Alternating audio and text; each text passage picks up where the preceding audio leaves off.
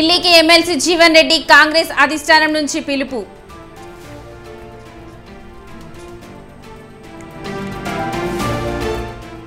Secretariat ని ముట్టడించిన BJP మహిళా మోర్చా, అప్రమత్తమైన పోలీసులు, సెక్రటేరియట్ భద్రతా సిబ్బంది.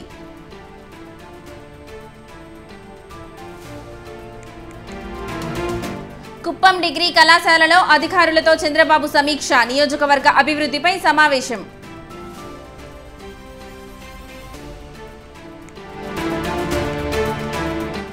స్వచ్ఛంద కార్పొరేషన్ పై డిప్యూటీ సీఎం సమీక్ష, అధికారులు చేపడుతున్న పనులపై పవన్ రివ్యూ.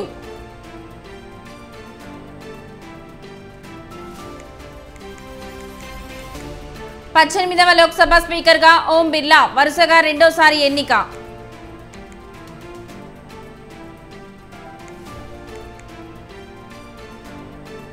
హైకోర్టు ఉత్తర్వులను సవాల్ చేసిన కేజ్రీవాల్, సుప్రీంలో వేసిన పిటిషన్ను ఉపసంహరించుకున్న ఢిల్లీ సీఎం.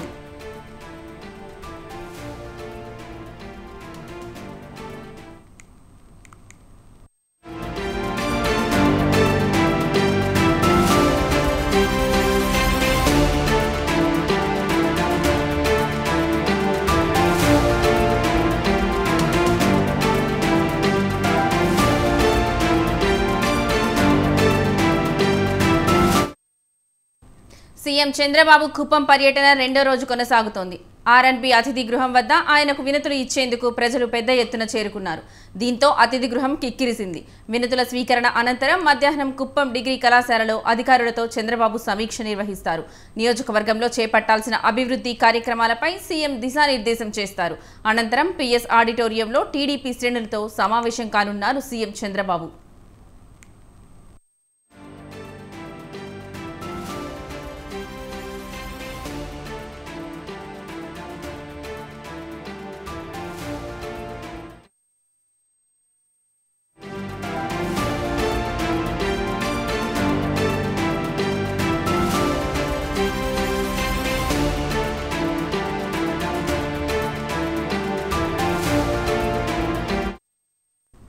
స్వచ్ఛంద కార్పొరేషన్ పై డిప్యూటీ సీఎం పవన్ కళ్యాణ్ సమీక్ష నిర్వహించారు. స్వచ్ఛంద కార్పొరేషన్ చేపడుతున్న పనులపై మంగళగిరిలోని తన నివాసంలో పవన్ కళ్యాణ్ సమావేశం నిర్వహించారు. సమావేశంలో సంబంధిత అధికారులు, ప్రజాప్రతినిధులు పాల్గొన్నారు.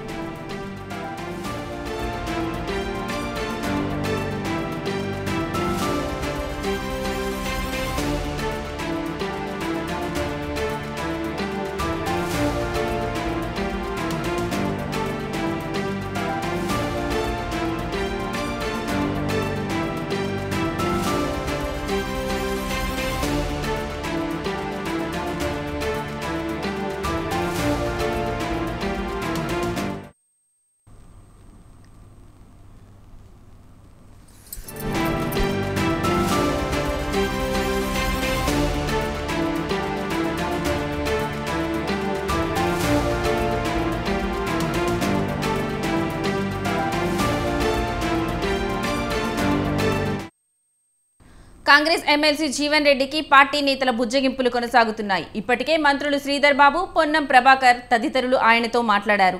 తాజాగా ఢిల్లీకి రావాలని ఆ పార్టీ రాష్ట్ర వ్యవహారాల ఇన్ఛార్జ్ దీపదాస్ మున్షి నుంచి పిలుపు వచ్చింది. ఈ విషయంపై ఆమె జీవన్ రెడ్డితో ఫోన్లో మాట్లాడారు. ప్రభుత్వ విప్ అడ్లూరి లక్ష్మణ్తో కలిసి ఆయన ఢిల్లీకి వెళ్తున్నారు.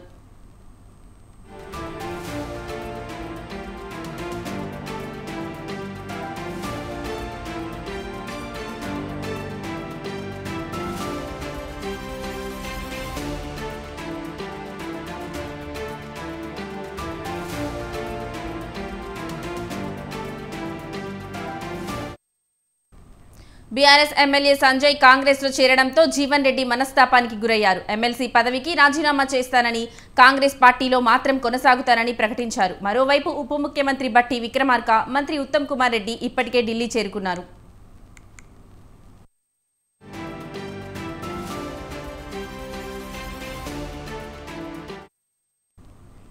ఈ అంశానికి సంబంధించిన మరింత సమాచారం మా ప్రతినిధి రాజు ఫోన్లో అందిస్తారు. రాజు, చెప్పండి.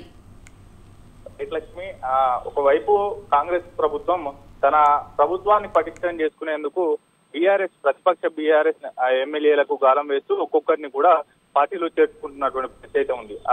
అయితే మొదటి నుంచి అటు ఎన్నికలు, అసెంబ్లీ ఎన్నికలు, పార్లమెంట్ ఎన్నికల్లో కూడా కీలకంగా పనిచేసినటువంటి నేతలు, అలాగే అసెంబ్లీ ఎన్నికల్లో ఓడిపోయినటువంటి నేతలు, అటు బీఆర్ఎస్ ఎమ్మెల్యేలకు అటు తీవ్ర నియోజకవర్గంలో తీవ్ర వైరం ఉంది. ఈ నేపథ్యంలోనే బీఆర్ఎస్ నేతల ఎమ్మెల్యేల చేరిక పట్ల కాంగ్రెస్ పార్టీ నేతలు అసంతృప్తి వ్యక్తం చేస్తా ఉన్నారు. పార్టీ కోసం లాయలిస్టుగా, అలాగే ప్రత్యర్థులతో పోరాడి మరి ఎన్నికల్లో పార్టిసిపేట్ చేస్తే తమకు నిరాశ మిగిలింది. అయినా ప్రత్యర్థులను అధికారంలోకి వచ్చిన తర్వాత అవసరం లేకపోయినా కానీ న్యాయం చేసుకోవడం పట్ల కొంత అసంతృప్తి వ్యక్తం చేస్తా ఉన్నారు. అందులో భాగంగానే ఇటీవల పోచారం శ్రీనివాస్ రెడ్డి కాంగ్రెస్ లో చేరడం పట్ల కూడా ఆయన అసహనం వ్యక్తం చేశారు. ఆయన జిల్లాకు సంబంధించిన నేత కాబట్టి కేవలం స్వార్థ రాజకీయాల కోసమే అధికారంలో ఉన్నటువంటి పార్టీ వైపు ఎమ్మెల్యేలు చేరుతా ఉన్నారనేటటువంటి కామెంట్స్ చేశారు. ఆ కామెంట్ చేసిన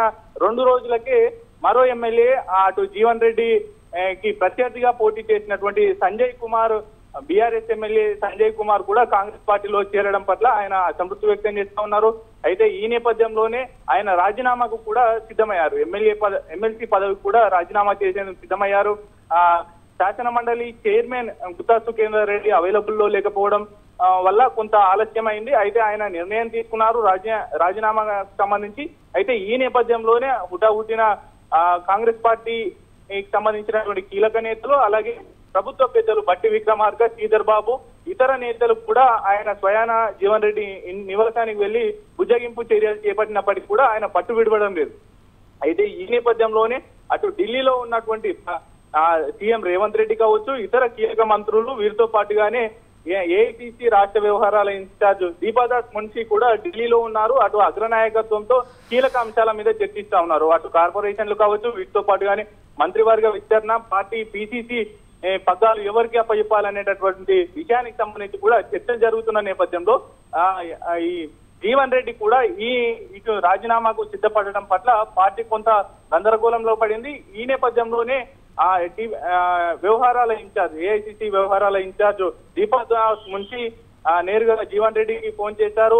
మీరు ఉన్న ఫలంగా ఢిల్లీకి చేరుకోవాలి, అధిష్టానం నుంచి పిలుపు వచ్చింది, నేరుగా అధిష్టానంతో మీకున్నటువంటి సమస్యలు చెప్పుకోవడానికి అవకాశం వచ్చింది కాబట్టి మీరు రాజీనామాకు ఇప్పుడే వెళ్లకుండా కొంత ఈ చర్చల అనంతరం కూడా మీరు నిర్ణయం తీసుకోవాలనేటటువంటి బుజ్జగింపులు కూడా జరిగాయి. ఈ నేపథ్యంలోనే అడ్లూరి లక్ష్మణ్ ను వెంట పెట్టుకొని జీవన్ రెడ్డి కూడా ఢిల్లీ వెళ్లనున్నారు. అయితే ఆ ఢిల్లీలో అధిష్టాన పెద్దలు సూచించిన మాదిరి జీవన్ రెడ్డి పట్టు విడిచి అటు రాజీనామాకు వెళ్లకుండా కాంగ్రెస్ లోనే కొనసాగుతారా, లేకపోతే ఆయన పట్టు వీడకుండా రాజీనామా చేసి కాంగ్రెస్ పార్టీలోనే కొనసాగుతా అనేటటువంటి వ్యాఖ్యలు చేస్తున్నారు. కాబట్టి ఎటువంటి నిర్ణయం తీసుకుంటారు అనే దానికి సంబంధించి కూడా క్లారిటీ రానుంది. అయితే ఇవాళ అధిష్టాన పెద్దలతో అటు అధికారంలోకి ఉన్న పార్టీకి సైతం కూడా ఇటువంటి ప్రత్యర్థులను చేర్చుకోవడం వల్ల పార్టీ డ్యామేజ్ అవుతుంది.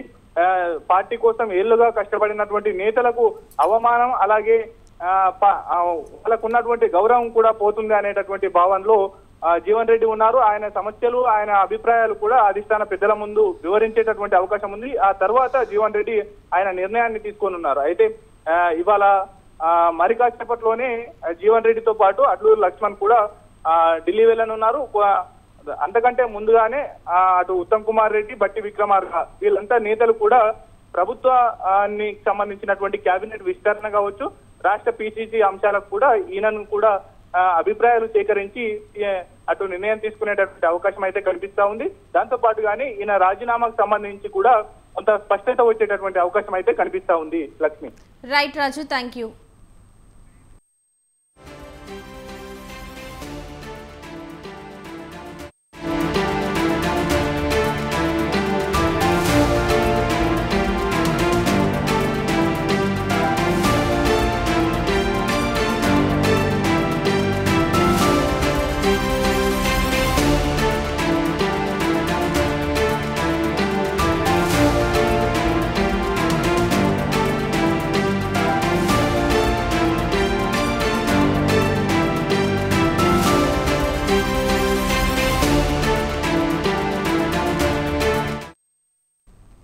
పశ్చిమ గోదావరి జిల్లాలో కళేబరాల డంపింగ్పై స్వతంత్ర టీవీ కథనాలకు అధికార యంత్రాంగం కదిలింది.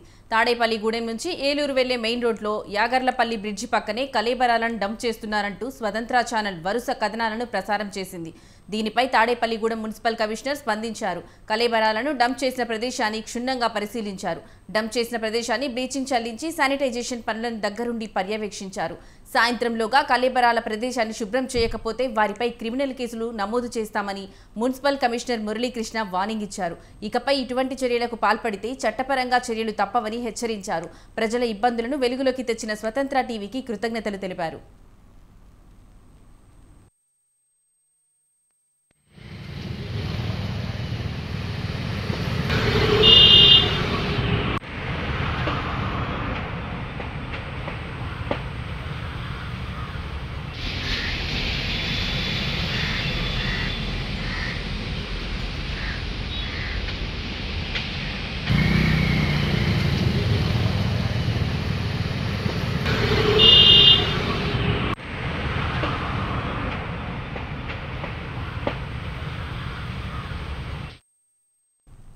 ఈ అంశానికి సంబంధించి మరింత సమాచారం మా ప్రతినిధి సతీష్ ఫోన్లో అందిస్తారు. సతీష్, చెప్పండి. లక్ష్మి, గతంలో జరిగిన ఈ మున్సిపాలిటీ వాళ్ళు మనం ఇక్కడ ప్రచారాల మేరకు ఇక్కడ తాడేపల్లిగూడెం నుంచి ఏలూరు వెళ్లే యాగర్లపల్లి ఫ్లైఓవర్ పక్కనే కళేబరాలు డంప్ చేసి ఇక్కడ నుంచి వ్యాపారం చేస్తున్న వ్యక్తులను ఇవాళ అధికారులు అంటే ఇవాళ ఉదయం 8 గంటలకు మున్సిపల్ ఆఫీస్ కమిషనర్ మురళీకృష్ణ అలా ఆయనతో పాటు అసిస్టెంట్ కమిషనర్ శానిటరీకి సంబంధించి వ్యక్తులు కూడా అక్కడికి ఆ ప్లేస్ కి రావడం ఇవాళ ఉదయం జరిగిన తర్వాత ఎవరైతే వ్యాపారం చేస్తున్నారో ఆయన అదుపులో తీసుకొని ఆయనకు చాలా సీరియస్ గా వార్నింగ్ ఇవ్వడం అనేది జరిగింది. అలా వారికి ఇచ్చిన తర్వాత ఇవాళ సాయంత్రం లోపు ఆయన పర్మిషన్ అడిగాడు. ఇవాళ సాయంత్రం మొత్తం అంతా కూడా ఈ ప్లేస్ అంతా కూడా శుభ్రం చేస్తానని చెప్పడం జరిగింది. ఒకవేళ సాయంత్రం 4 దాటిన తర్వాత మీరు ఈ ప్లేస్ అంతా కూడా యథాస్థితిలో మీరు పెట్టకపోతే మీ మీద క్రిమినల్ కేసులు కడతానని చెప్పి అక్కడ ఎవరైతే మున్సిపల్ కమిషనర్ ఎవరైతే ఉన్నారో మురళీకృష్ణ చెప్పడం జరిగింది. అదే ప్లేస్ ని శానిటైజ్ చేసి శుభ్రంగా బ్లీచింగ్ అన్ని కూడా చేయడం జరిగింది. ఎందుకంటే అదే ప్లేస్ ని ఆనుకుని అక్కడ పంట కాలువ ఉంది. అదే కాలువలో వాటర్ కూడా జనాలు తాగడానికి కూడా ఉపయోగపడే కాలువ కింద కూడా మంచినీటి కాలువ కింద ఉపయోగిస్తారు. ఈ వర్షం పడిందంటే ఈ మొత్తం ఈ వ్యర్థ పదార్థాల నుంచి వచ్చిన వాటర్ అంతా కూడా కాలువలో దిగుతుంది. దిగిన తర్వాత మళ్ళీ అక్కడ తాగిన వాటర్ కూడా ప్రజలు అనారోగ్యంతో గురవుతారని చెప్పి కమిషనర్ అయితే చాలా సీరియస్ గా ఈ విధంగా పరిగణలో తీసుకున్నారు. అలాగే మా స్వతంత్ర టీవీకి వచ్చిన కథనాలకు స్పందించి ఆయన కూడా యాజమాన్యాన్ని కూడా కృతజ్ఞతలు తెలియజేశారు. Lakshmi. Okay, right Satish, thank you.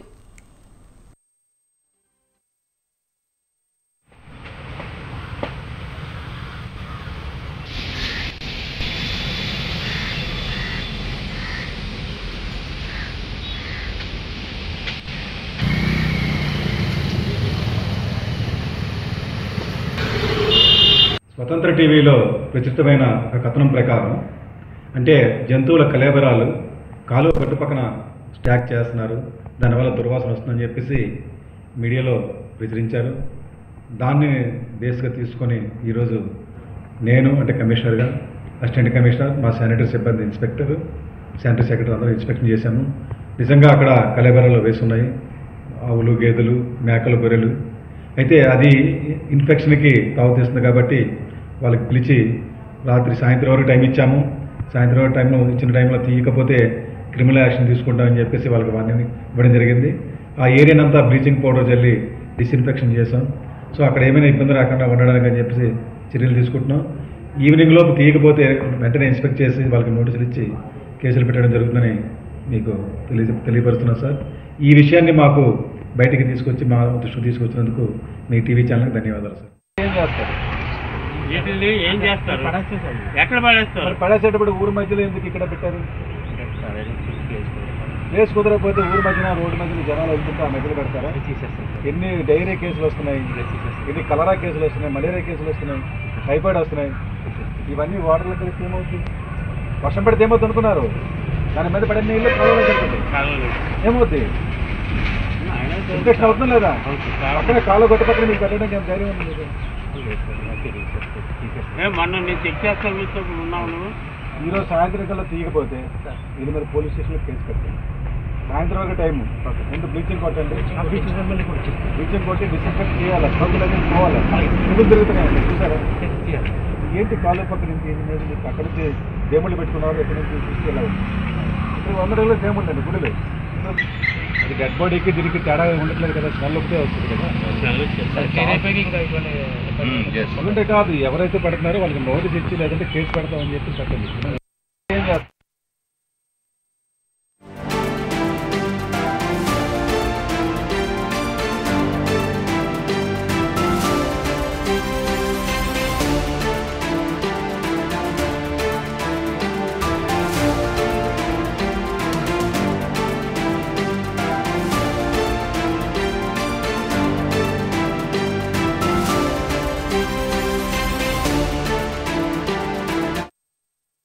తెలంగాణలో మహిళలకు రక్షణ లేకుండా పోయిందని బీజేపీ మహిళా మోర్చా ఆధ్వర్యంలో సెక్రటరియట్ ముట్టడించారు.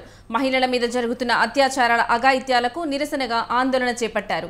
కాంగ్రెస్ అధికారంలోకి వచ్చి 6 నెలలు గడుస్తున్నా శాంతి భద్రతల విషయంలో సర్కార్ విఫలమైందని విమర్శించారు. శాంతి భద్రతలను అదుపులో పెట్టలేని రేవంత్ రెడ్డి వెంటనే రాజీనామా చేయాలని బీజేపీ మహిళా మోర్చా అధ్యక్షురాలు శిల్పారెడ్డి డిమాండ్ చేశారు. ముట్టడికి వచ్చిన మహిళా నేతలను అరెస్ట్ చేసి పోలీస్ స్టేషన్కి తరలించారు.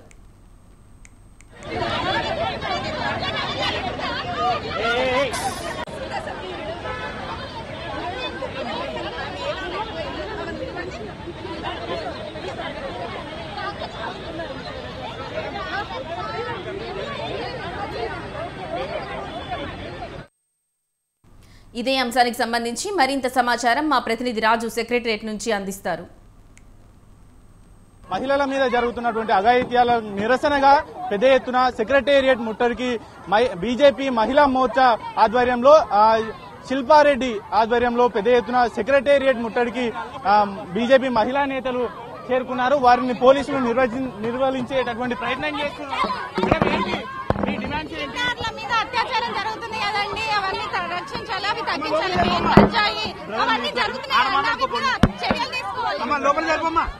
మహిళల మీద అఘాయిత్యాలు జరుగుతున్నప్పటికీ ఎటువంటి రక్షణ కల్పించడంలో కాంగ్రెస్ ప్రభుత్వం పూర్తిగా విఫలమైందంటూ కూడా వారు మండిపడుతున్నటువంటి పరిస్థితి అయితే ఉంది. దీంతో పాటుగానే ఇక్కడికి చేరుకున్నటువంటి బీజేపీ మహిళా నేతలను కూడా పోలీసులు సెక్రటేరియట్ లోపలికి వెళ్లకుండా అడ్డుకునేటటువంటి ప్రయత్నం చేస్తా ఉన్నారు. వారికి అటు బీజేపీ మహిళా నేతలకు ఇటు పోలీసులకు తోపులాట జరుగుతా ఉంది. వారిని అడ్డుకునేటటువంటి ప్రయత్నం చేస్తూ ఉన్నారు.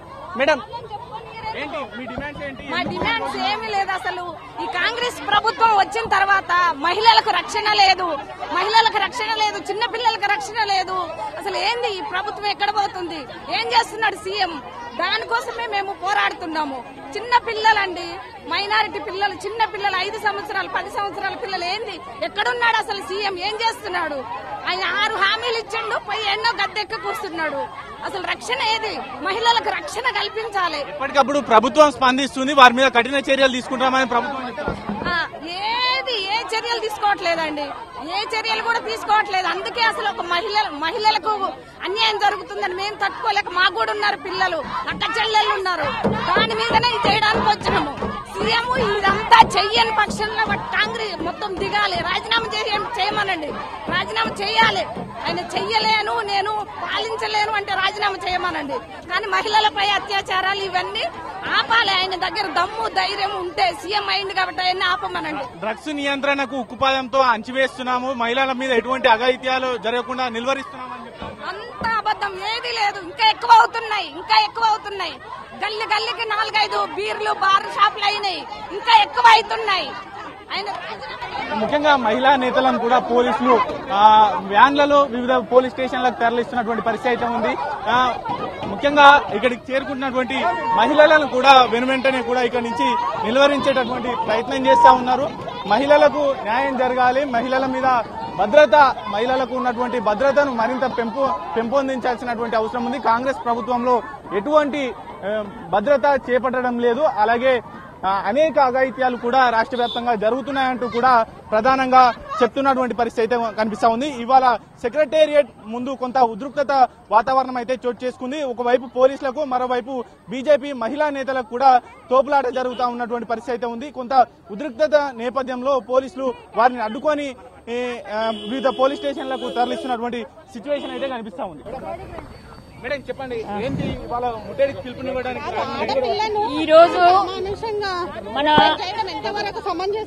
మన తెలంగాణలో చిన్న పాపని 5గురు కలిసి అత్యాచారం చేశారు. అది కరెక్ట్ అని మేము అడుగుతున్నాం. ఎందుకంటే ఆ అమ్మాయికి గంజా ఇచ్చి మత్తు మంది ఇచ్చేసి అన్కాన్షియస్ లోకి వెళ్ళిపోయినాక వాళ్ళు 4-5 కలిసి ఆమెని అలా అత్యాచారం చేయడం కరెక్ట్ కాదు. ఇప్పుడు ఈ సీఎం ఈ ఆడపిల్లలని సంరక్షణ తీసుకోవాల్సిన బాధ్యత సీఎంది. అదే వాళ్ళ ఇంటికి రోజుకో ఒకటి కాదండి, మనకు తెలిసింది ఒకటి, మనకు తెలియని ఏంటి ఉన్నాయి.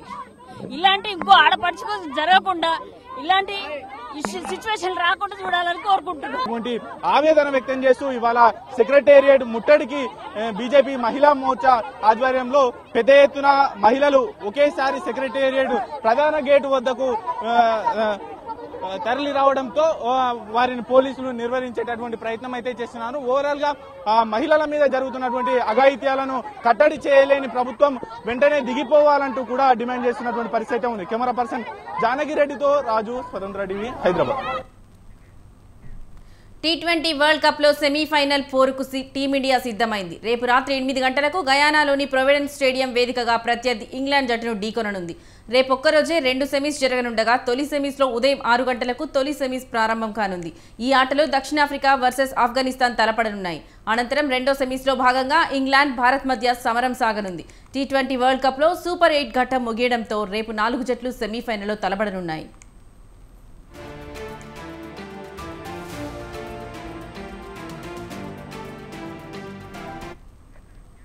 ఇక రేపు జరిగే సెమీఫైనల్ మ్యాచ్ కు వర్షం అడ్డంకిగా మారింది. గయానాలో వర్షం పడే సూచన ఉంది.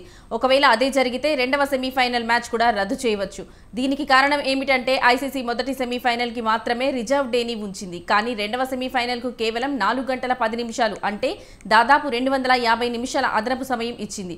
ఇటువంటి పరిస్థితిలో ఈ వ్యవధిలో మ్యాచ్ జరగకపోతే మ్యాచ్ రద్దవుతుంది. అయితే మ్యాచ్ రద్దయినా కంగారు పడాల్సింది లేదు. ప్రత్యేక నిబంధనల కారణంగా టీమిండియా సులువుగా ఫైనల్ చేరుతుంది.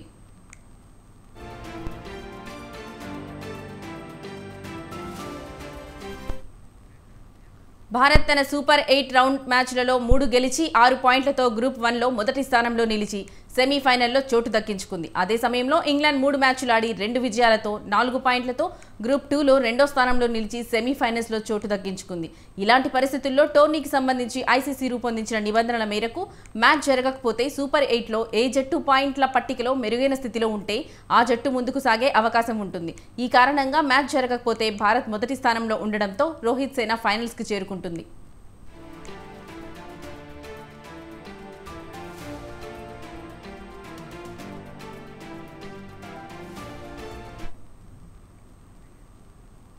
ఇవి బులెటిన్లోని విశేషాలు. చూస్తూనే ఉండండి స్వతంత్రం.